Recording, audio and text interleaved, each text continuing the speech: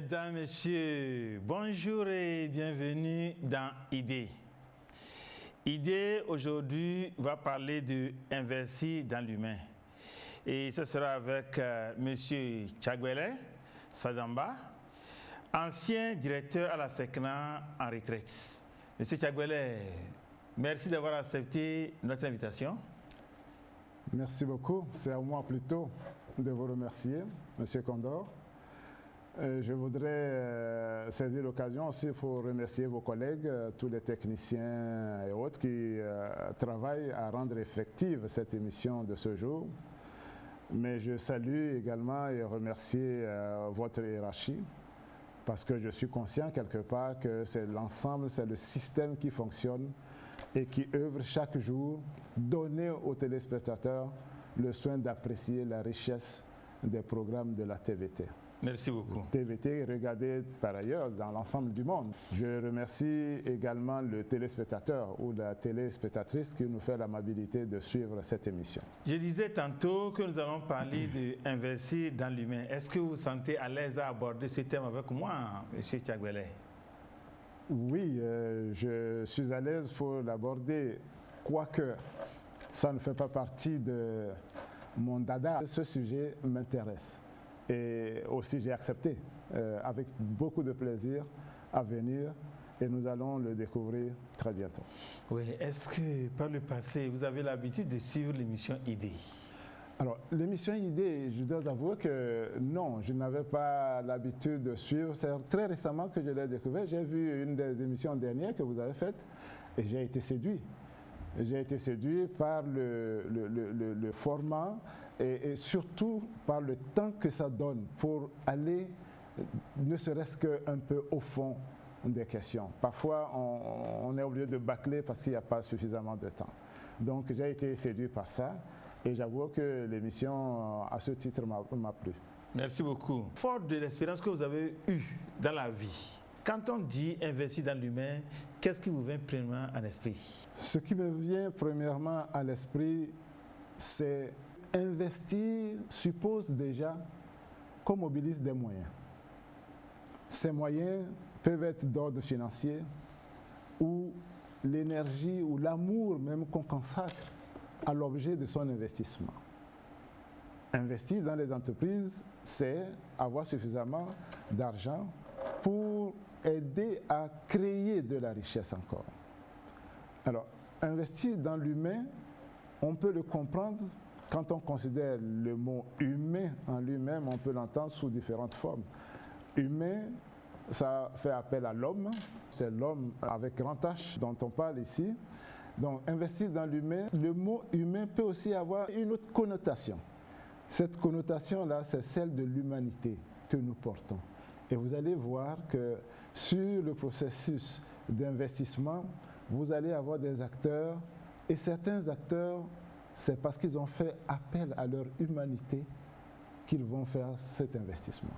Et donc pour moi, investir dans l'humain, c'est s'embarquer dans un projet à long terme qui concerne, par exemple, un enfant qui ne connaît rien encore, mais à qui on va demander d'aller à l'école.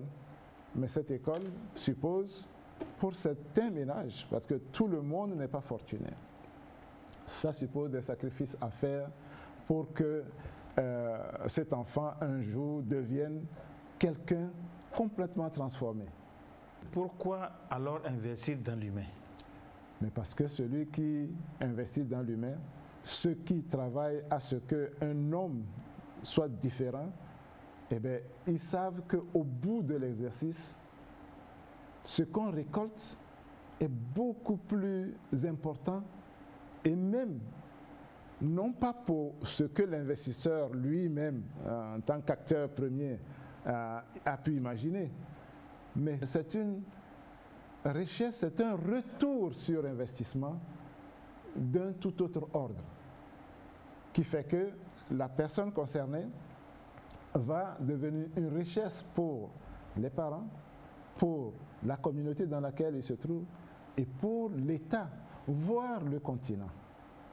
Tout simplement, voir l'ensemble de l'humanité. Voilà, c'est pour cette raison que investir dans l'humain prend une connotation extrêmement importante. Qui sont ceux qui sont concernés dans cet investissement humain? Tout le monde est concerné. Mais au premier chef, l'acteur majeur, c'est l'État. L'État qui crée le cadre adéquat, l'État qui met l'infrastructure qu'il faut, l'État qui définit une politique et des programmes de formation.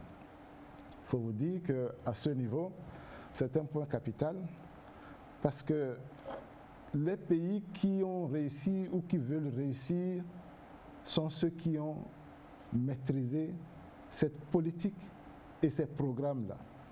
Non pas appliquer le programme d'autres personnes. Si vous appliquez la politique d'une autre personne, vous faites le lit de richesse pour ceux-là et non pour vous. Et donc, à ce titre, vous comprendrez que l'État joue un rôle extrêmement important. L'État aussi, c'est celui, l'acteur qui met les enseignants, leur carrière, les rémunérations des enseignants et même la formation des formateurs en place pour que, lorsque les autres acteurs vont décider, ils trouvent les conditions déjà remplies pour pouvoir réaliser l'objectif de l'investissement qu'on fait. En dehors de l'État, on peut trouver certains acteurs institutionnels comme les organisations non gouvernementales, les ONG, qui en général accompagnent l'État et facilitent l'accès à l'éducation et à la formation. Dans certains pays, leur rôle est tel que certains pans de la population, notamment ceux qui sont en train de bouger constamment, ne peuvent pas accéder à la formation, à l'éducation, parce que tout simplement, l'éducation, c'est que vous vous asseyez, vous êtes sur place, on vous enseigne pendant un certain nombre de temps. Mais eux, ils bougent en fonction des saisons, parce qu'ils sont des pasteurs. Ils ont un cheptel qu'ils doivent bouger en fonction de la saison pour continuer à nourrir leur bétail.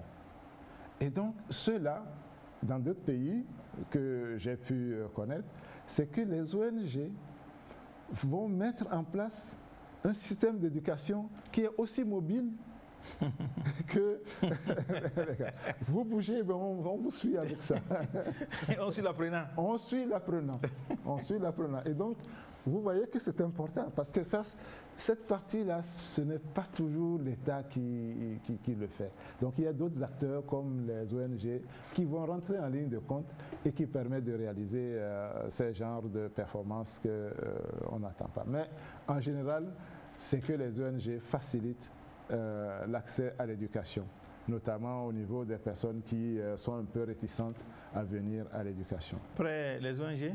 Mais après les ONG, il faut dire que l'acteur, disons, déterminant, c'est les parents. Les parents, les familles. Ces parents et ces familles, ce sont ceux-là qui prennent la première décision d'envoyer l'enfant à l'école. Ces parents, on doit leur rendre un hommage mérité, parce qu'en général, ce ne sont pas des gens qui ont des moyens. Et ils ne définissent pas un budget comme ça pour dire je vais le faire. Ils le font au fur et à mesure, au prix d'un sacrifice énorme, énorme. D'autant plus que si vous prenez une famille, les parents qui ont 2 enfants, 4 enfants, en Afrique, 4 enfants, c'est rien encore. Peut-être en Afrique à 6, 10 enfants ou plus. Et commencez par additionner un peu le nombre de scolarités à payer en début d'année pour cette famille-là. Vous comprendrez que c'est quelque chose d'extrêmement lourd pour les familles. Alors, donc, quand vous prenez ça en compte, vous vous dites ce n'est pas facile, mais on doit quand même rendre hommage aux Togolais en général. Parce que le Togolais se sacrifie toujours pour l'éducation de ses enfants. Et un exemple me vient un peu à l'esprit quand je parle de ça, d'une maman qui avait un champ d'émets que nous connaissons tous très bien. Elle cultivait, elle entretenait ça et elle vendait. Et avec ça, elle a envoyé son enfant jusqu'au secondaire et jusqu'à l'université. Rien qu'en vendant, Rien que ça. en vendant les légumes. Mais et à cause de ça, ça suppose qu'elle se sacrifie. Elle vend et il faut qu'elle économise pour aller là. Alors, quand on voit cela, on se dit le sacrifice des parents est énorme. Notamment ici au Togo, c'est le premier souci des parents. Des gens qui ont à cœur d'investir sur leur enfant qu'il soit fille ou garçon, pour que demain il devienne quelque chose, c'est extrêmement élevé. Voilà pourquoi je dis les parents sont à remercier particulièrement. Oui. En dehors des parents et les ONG, est-ce qu'on ne peut pas trouver aussi les personnes de bonne volonté? Mais bien sûr. Ces personnes de bonne volonté, ce sont ces personnes qui nous permettent d'aller au-delà de certaines barrières. Parce qu'en disant la famille, c'est parce que c'est votre enfant. Vous le faites. Mais il faut aller au-delà. Et il n'y a que les personnes de bonne volonté, qu'on recrute par ailleurs un peu partout. Mais ces personnes de bonne volonté, elles n'ont aucun lien direct avec l'enfant qu'ils vont parrainer, avec l'enfant qu'ils vont aider, avec l'enfant qu'ils vont coacher sur tout le long pour donner cette chance-là à l'enfant. Sachez aussi qu'il y a des enfants qui sont des orphelins. Ceux-là, s'il n'y a pas une bonne volonté qui vienne à quelque part combler le vide qui aurait pu leur être préjudiciable, eh bien, ils n'iront pas à l'école. Ils n'iront pas avoir la formation qu'il faut. Ils n'iront pas avoir un avenir radieux. Voilà pourquoi je dis les ONG, cette partie des acteurs est extrêmement importante aussi, du fait que on va au-delà de la famille, au-delà de l'ethnie et même au-delà du pays. Ce n'est pas parce que vous êtes compatriote. Alors, il y a un autre exemple qui me vient à l'esprit. J'ai rencontré un jeune homme en Guinée-Bissau. Ce petit-là a décidé de venir ici au Togo.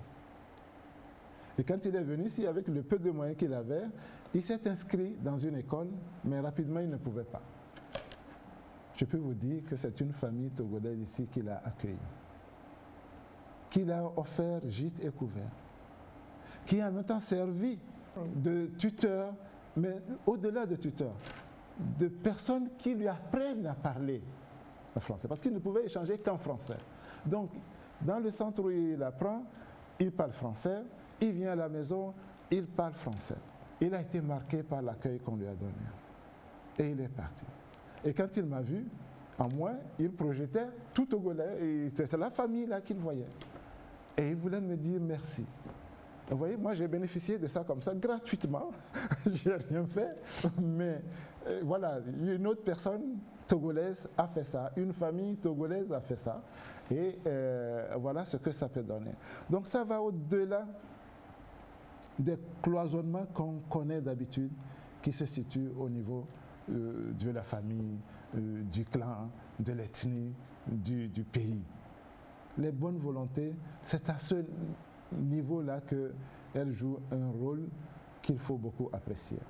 Donc ces bonnes volontés, c'est des personnes qui peuvent prendre un enfant, ne connaît pas, mais il a senti en cet enfant une disponibilité et une volonté à aller de l'avant. Donc c'est comme ça qu'on va trouver ces personnes qui vont aider, et donc vivement que cette race-là d'investisseurs ne s'éteigne pas. C'est extrêmement important. Oui, en entreprise, quand on dit qu'une entreprise n'a que le niveau de son personnel, qu'est-ce que cela veut dire?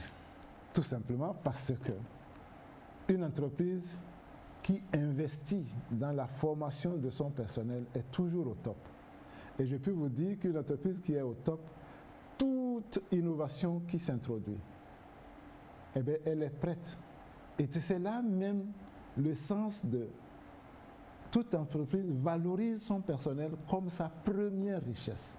Si vous voulez entretenir cette richesse-là, il faut former, former et former encore. L'entreprise ne mérite que la qualité de personnel qu'elle a et qu'elle entretient. Parce que le tout ne consiste pas à recruter une personne et c'est fini. Non.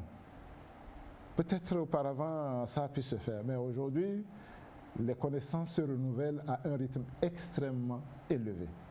Et si vous ne formez pas au fur et à mesure, il y a des personnes qui vont être larguées, qui sont présentes physiquement, mais qui ne font que boucher les trous. Mais à un moment donné, ils ne pourront même plus boucher ces trous-là. Et donc, l'entreprise n'a que le reflet de son effort d'investissement sur son personnel, pour que le personnel entretienne cette richesse-là qui doit être la sienne.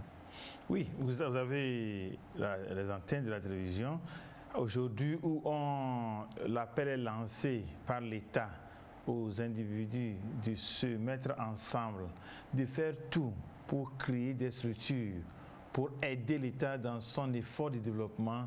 Quel mot par rapport à la formation, par rapport à l'investissement dans l'humain, vous avez à l'endroit des créateurs d'entreprises et des responsables d'entreprises?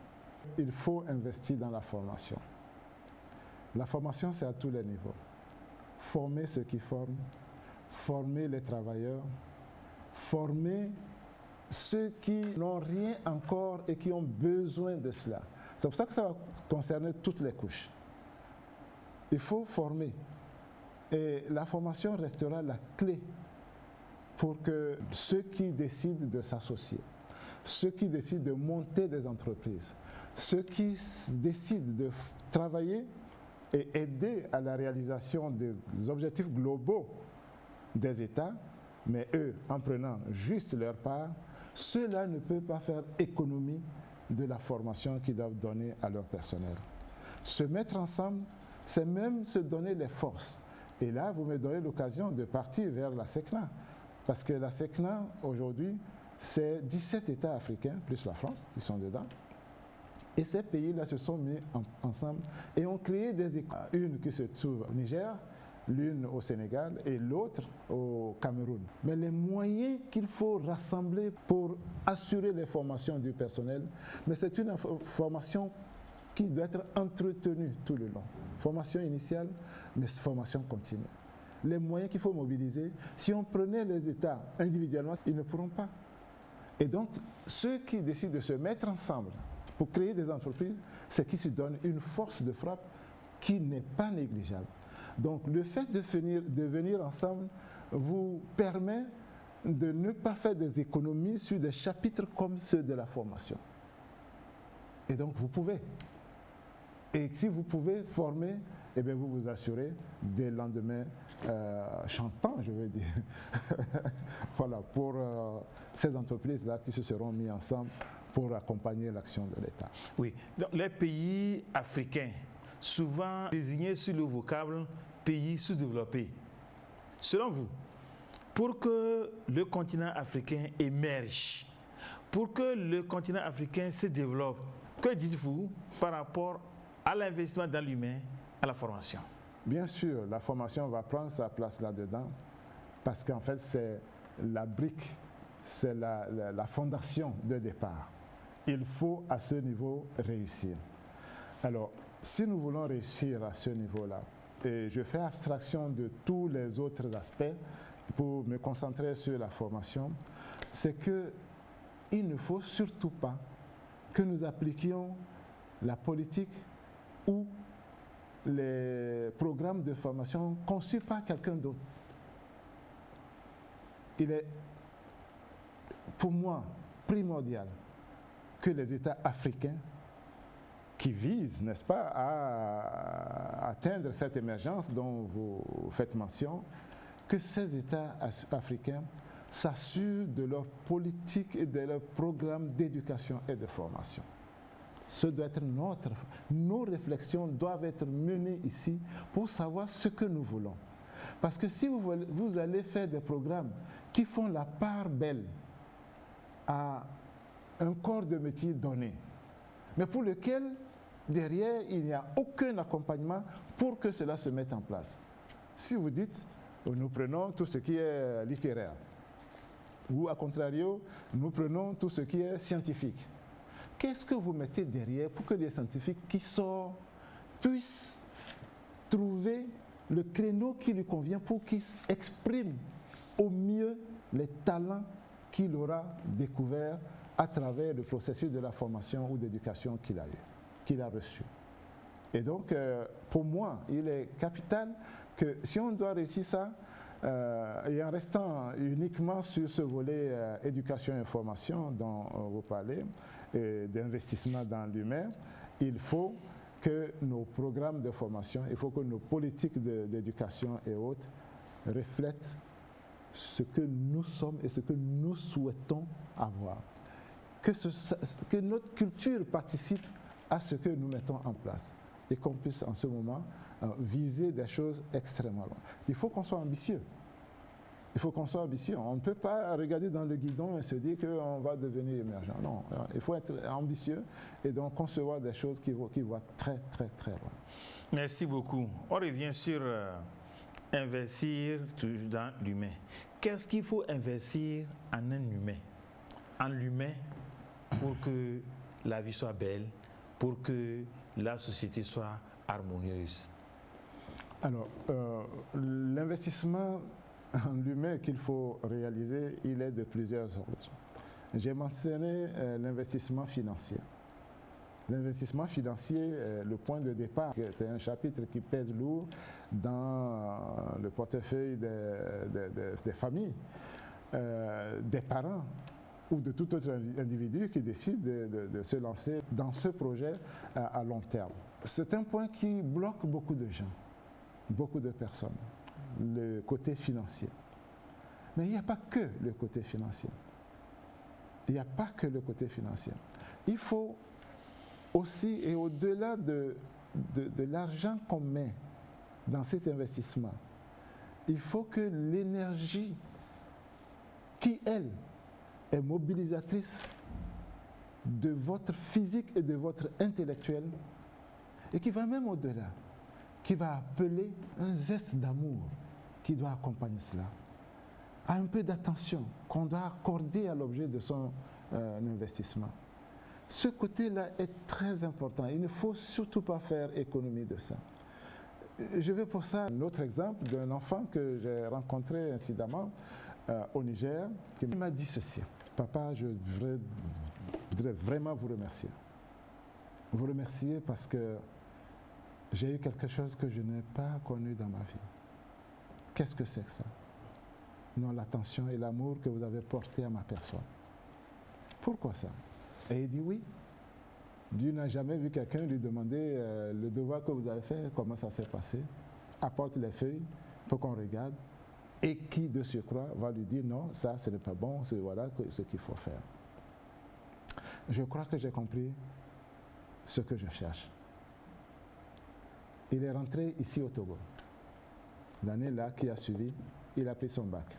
Il est rentré à l'université. Aujourd'hui, il se trouve aux États-Unis. Donc, vous voyez, ce petit a fait mention de cet aspect de l'investissement humain qui est rattaché à l'attention et peut-être à un peu d'amour pour ces enfants-là, pour qu'ils se sentent quelque part valorisés et encouragés. Donc l'encouragement doit, à mon avis, faire partie de l'investissement qu'on fait sur un humain. Comment encourager alors? Alors, comment encourager? Il y a différentes formes d'encouragement. Comme le petit lui-même il le disait, c'est déjà de s'intéresser à ce qu'il fait. S'intéresser à ce qu'il fait. Et parfois même lui montrer que vous avez beaucoup plus d'intérêt que lui à ce qu'il réussisse. Jusqu'à ce qu'il atteigne l'âge où il a compris que c'est justement pour l'encourager qu'on avait dit ça. Et qu'en fait, le premier bénéficiaire et le seul bénéficiaire de cette action-là, c'est avant tout lui. Par la suite, quand ça a vraiment rayonné, ça peut atteindre bien au-delà de sa personne.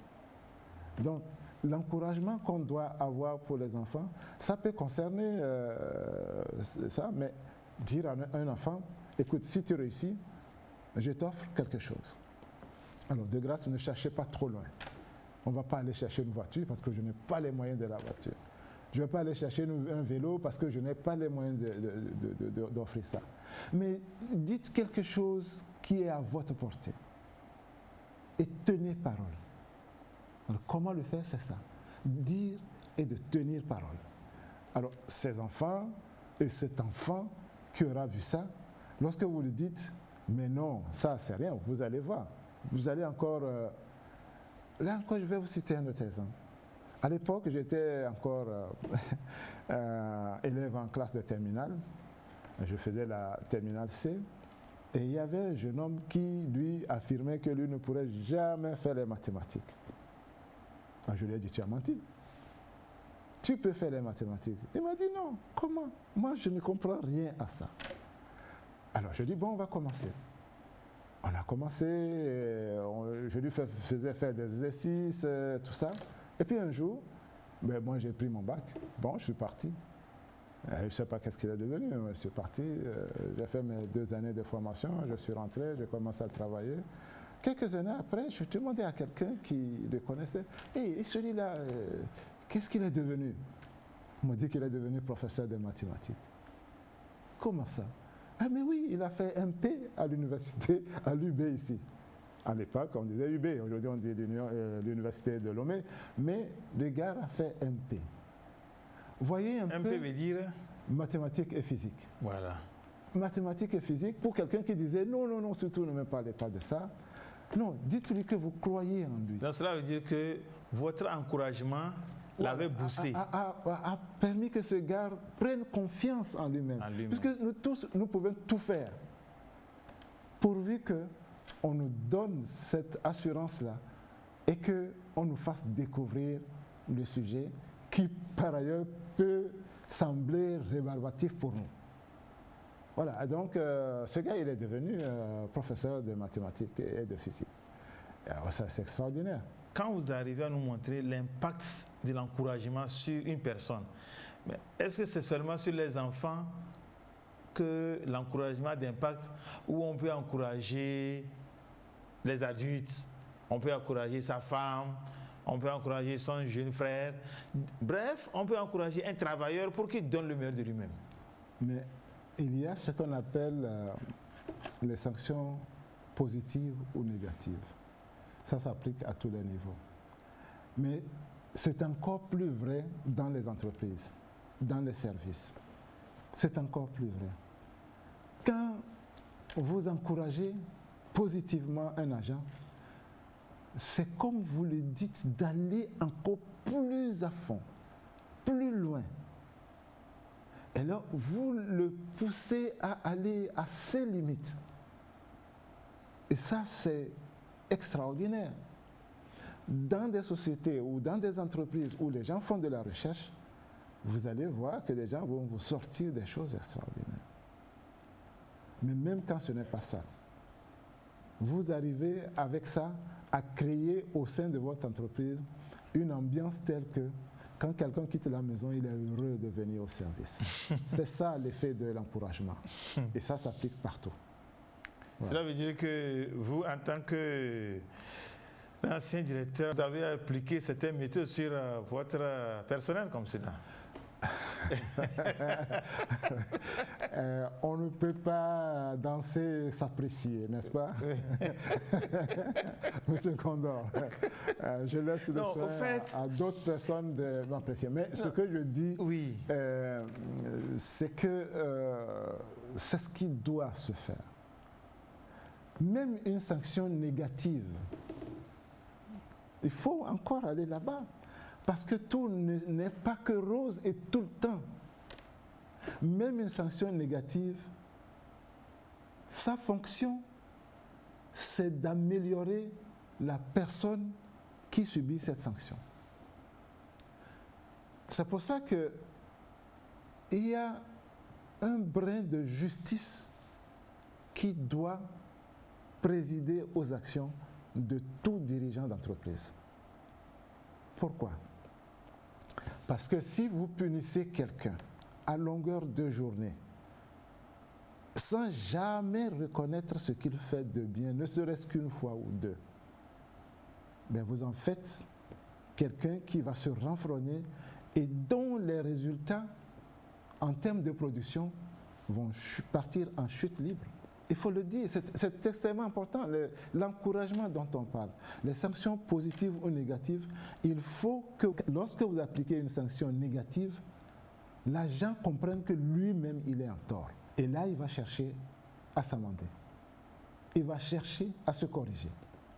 Et il va devenir une autre personne parce qu'elle sait, cette personne-là, que quand elle aura fait bien, ça va être reconnu aussi. Voilà, donc je pense qu'il faut avoir ça un peu comme principe. Maintenant, à quel degré ou dans quelle proportion on arrive à le réaliser pleinement, ça dépend des personnes et on ne peut pas s'apprécier. Oui, je suis toujours sur ma soif, hein, monsieur Tchagbele. Les directeurs d'entreprise nous suivent. Oui. Ils ont envie de copier, ils ont envie d'imiter d'autres aussi où ça marche. Qu'est-ce qu'un directeur d'entreprise ou bien un directeur de service peut dire, peut faire à ses collaborateurs pour booster leur rendement? Oui, mais vous insistez sur un directeur d'entreprise ou de société. Je dis, il n'y a pas que cela. Qu'est-ce qu'un enseignant peut faire sur un élève, sur un étudiant, pour que l'amour qu'il a, de l'orientation qu'il a prise, le porte le plus loin possible? Qu'est-ce qu'il peut faire? Et c'est ça aussi qui va être appliqué au niveau des entreprises et des sociétés. Vous insistez là-dessus parce que, quelque part, c'est des choses qu'on vit. Lorsque un directeur d'entreprise rate ça, eh bien, il rate une partie de ce que j'avais dit au départ, de comprendre que c'est l'humain qui constitue sa richesse. Oh, il ne vise que la richesse.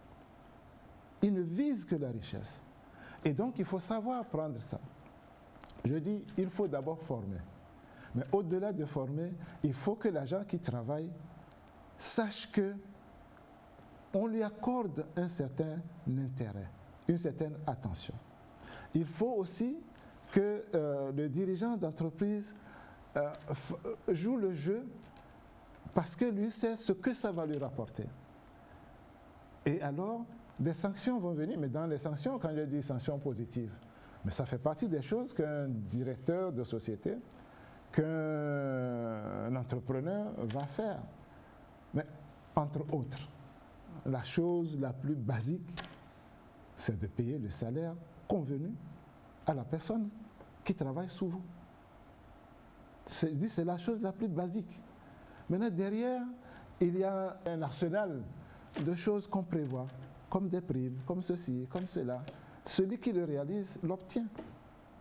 Et ça, c'est partie aussi des choses dont disposent les dirigeants d'entreprise pour faire en sorte que les agents se dépassent et que leur production soit chaque fois en train d'aller vers le haut plutôt que de décliner vers le bas.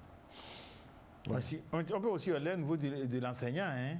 Oui. Vous avez dit qu'est-ce que l'enseignant peut faire pour booster son enfant, pour réveiller à son enfant les talents qui sont en état de dormance. Quand vous avez pu aider votre promotionnaire qui disait que je ne peux pas faire les mathématiques est aujourd'hui arrivé à l'université, il a choisi les mathématiques et les physiques, qu'est-ce qu'un enseignant peut faire aux élèves? Qu'est-ce qu'un enseignant peut faire aux apprenants pour les aider à aller très loin?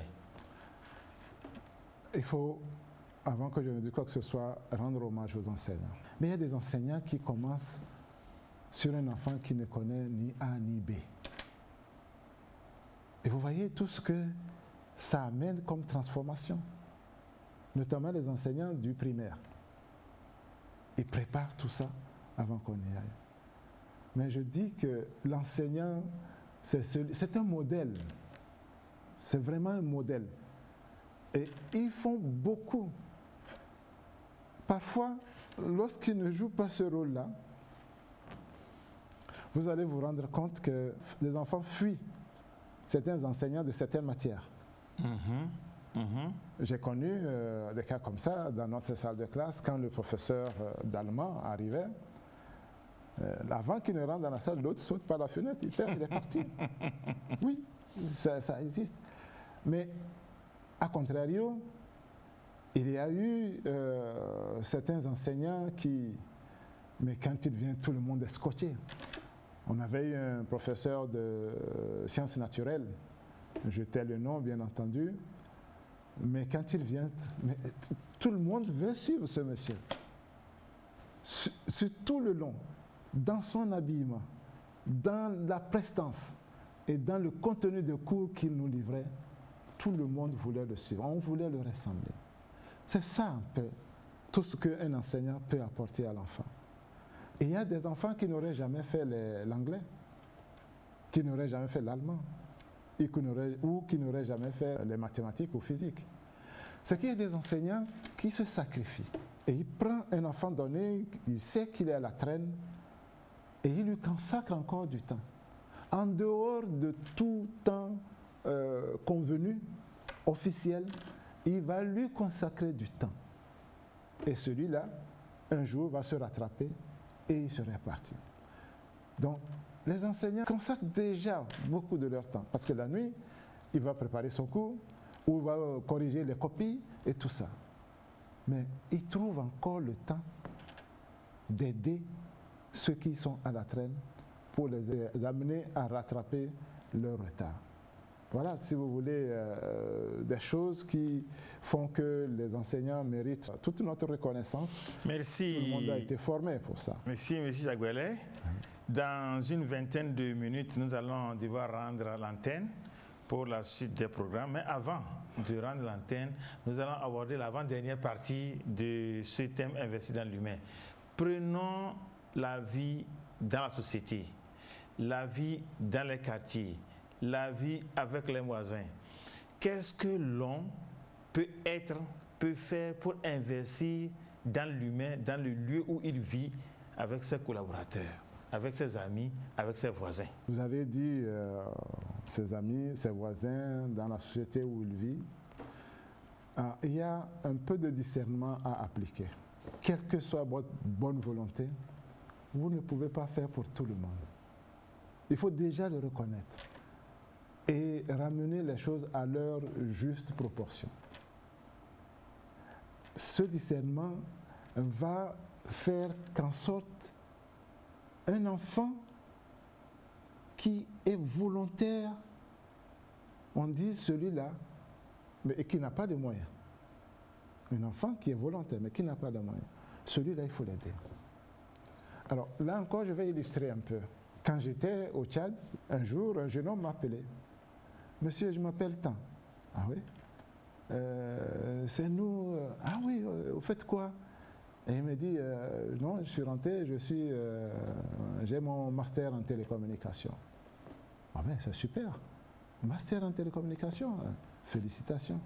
Et tu fais quoi maintenant? Ah, je suis rentré, je vais voir si je peux travailler ou si je vais poursuivre mes études. Alors, ces deux exemples, vous voyez un peu ce que ça peut produire. C'est qu'il faut un peu être à l'écoute,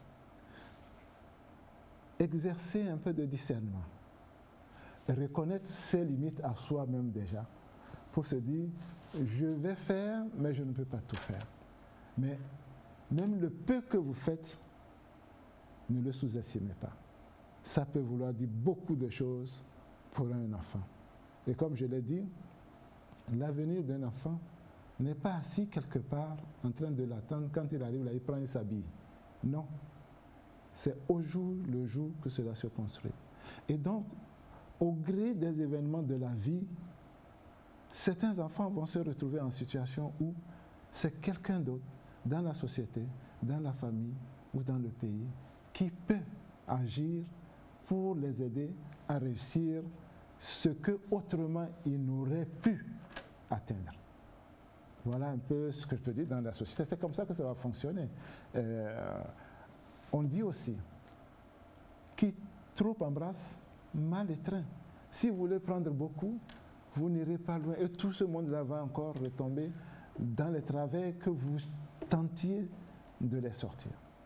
Voilà ce que je peux dire par rapport à cette chose. Oui, par rapport à ça, est-ce que vous pensez que pour investir dans l'humain, il faut avoir beaucoup de moyens, que ces moyens soient financiers ou matériels, avant de faire un geste envers l'humain?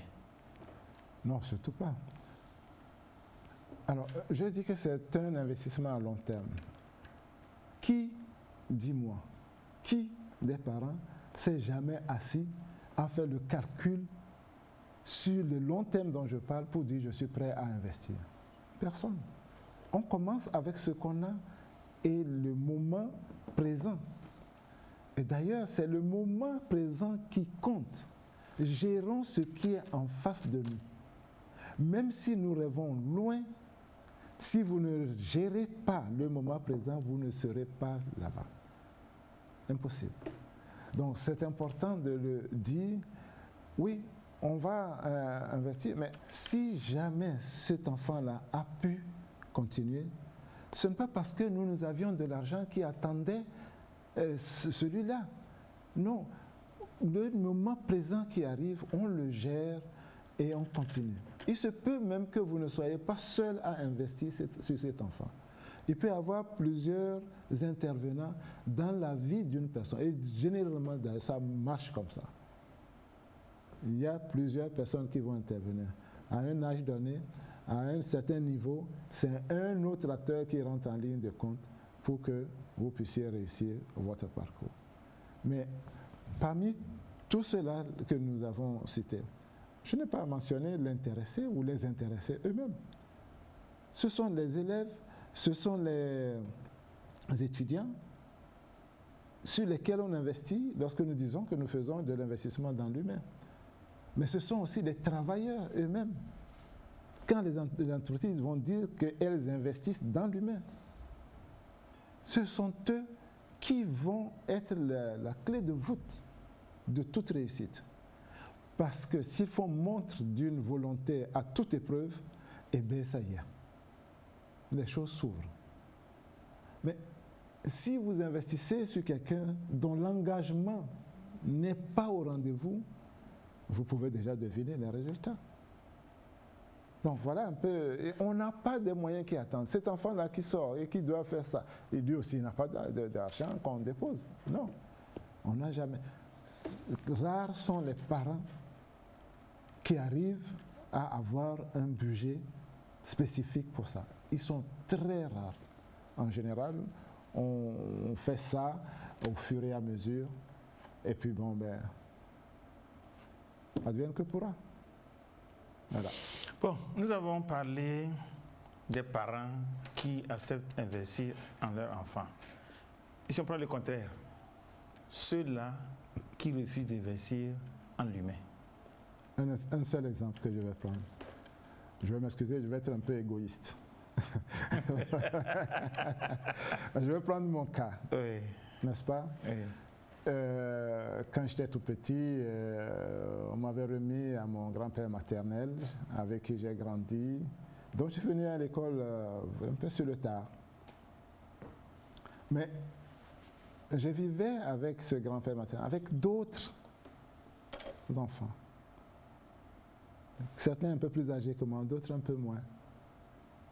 Et je dois avouer que parmi eux, j'ai été le seul qui est venu à l'école. Là, je vous parle on est assez ici, j'ai occupé des fonctions aussi. Vous voyez un peu tout le fossé qui s'instaure entre une personne comme ça sur qui on a investi et celui sur lequel on n'a pas investi. C'est énorme. Donc, pour les parents qui font le pari de ne pas investir sur l'enfant, c'est parce qu'ils ne savent pas. Non.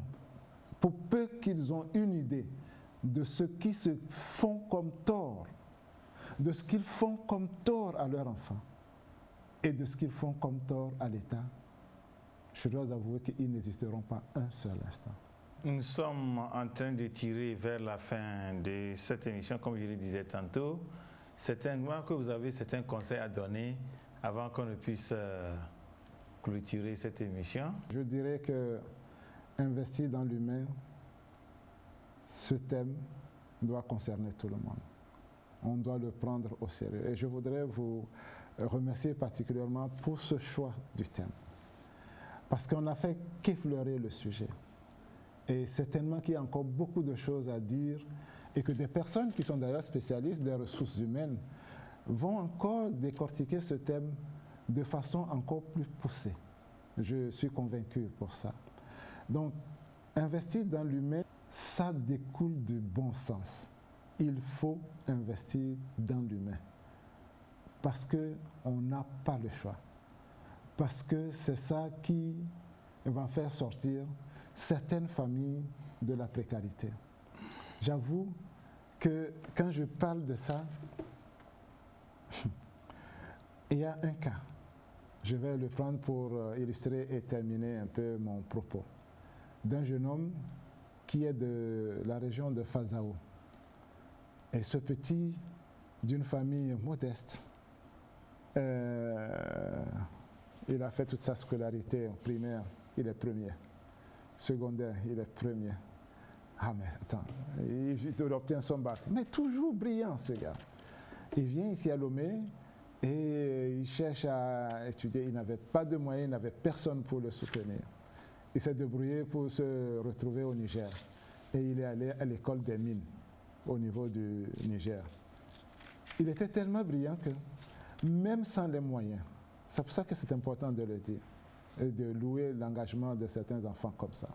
Même sans les moyens, même sans capacité de payer la scolarité, les enseignants et toute l'école des mines ont été pris de sympathie pour lui.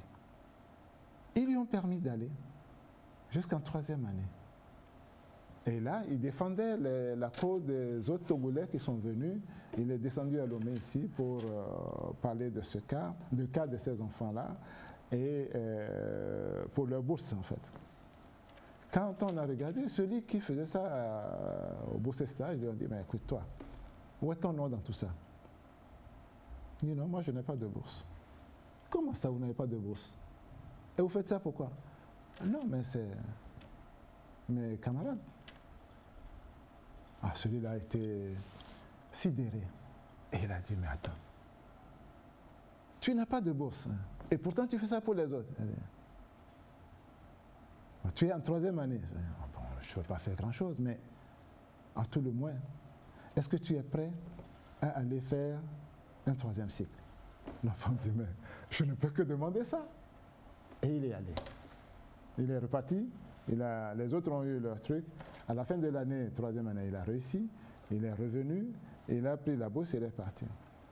Pour faire court, il a réussi sa thèse là-bas et il est revenu parce que tout de suite, on l'a recruté au Gabon. Il est revenu au Niger. Il a soldé tous les comptes. Voyez un peu à quel point certains enfants sont très responsables. Alors, si on peut donner des conseils, c'est que investir dans l'humain rapporte. Et ça rapporte gros. Puissions-nous nous investir nous-mêmes. Parce que quand vous avez dit investir, la dernière partie d'investir dans l'humain, c'est s'investir, s'impliquer jusqu'à fond. Merci à la TVT. Merci à l'émission Idée de nous inviter à venir discuter du sujet. Merci beaucoup, M. Tchagbele. Vous qui avez fait l'honneur à l'émission Idée pour venir discuter sur le thème Investir dans l'humain. Chers téléspectateurs, merci pour votre fidélité à cette émission. Une fois encore, avec la technicité de notre réalisatrice Kouada Merka, vous avez pu nous suivre. Je vous promets que la semaine prochaine, la télévision togolaise ne ménagera aucun effort pour que vous ayez un nouveau thème. Mais juste avant de laisser notre invité partir, M. Tchagbele, si demain l'émission Idée vous invite une fois encore, quelle sera votre réponse? Ce sera avec plaisir. Merci beaucoup. En attendant de vous retrouver la prochaine fois, moi je vous dis bye bye.